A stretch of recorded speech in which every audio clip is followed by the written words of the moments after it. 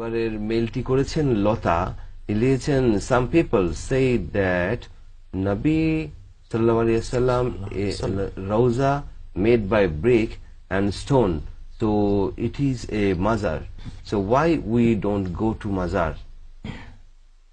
রাসূল করিম সাল্লাল্লাহু আলাইহি ওয়াসাল্লামের রওজা মুবারক যেহেতু ইট পাথর দিয়ে তৈরি, তো সেটিকে মাজার বলা যেতে পারে। আর রাসূল করিম সাল্লাল্লাহু আলাইহি ওয়াসাল্লামের রওজা যদি এভাবে ইট পাথর দিয়ে তৈরি হয়, তাহলে অন্যদের ক্ষেত্রে অসুবিধা কোথায়? এবং মাজার জিয়ারতেই অসুবিধা কোথায়? তিনি কি দেখেছেন যে এটি ইট পাথরের তৈরি বা এখানে সৌধ তৈরি করা হয়েছে?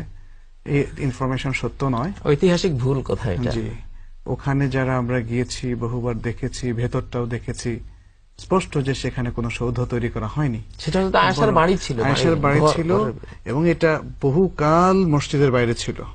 এরপরে তুর্কি সালতানাতের সময় প্রথম এটাকে মসজিদ যখন এক্সটেন্ড করা হয়, ওদিকে বাড়ানোর পরে ভেতরে ঢোকানো হয়, কিন্তু সেটাও ঘেরাওর ভেতরে আলাদা আলাদা, এবং সেটা খুবই সাদামাটা অবস্থায় আছে।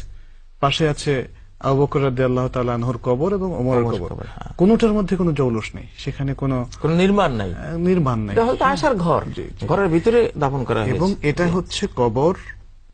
রওদা যেটা উনি বলছেন, রওদা তো হচ্ছে পাশে, রওদাতুম মা বাইনা কবরি ওয়া মিনবারি রওদাতুম মিন রিয়াদিল জান্নাহ, যেটা সহিহ হাদিসের মধ্যে এসেছে।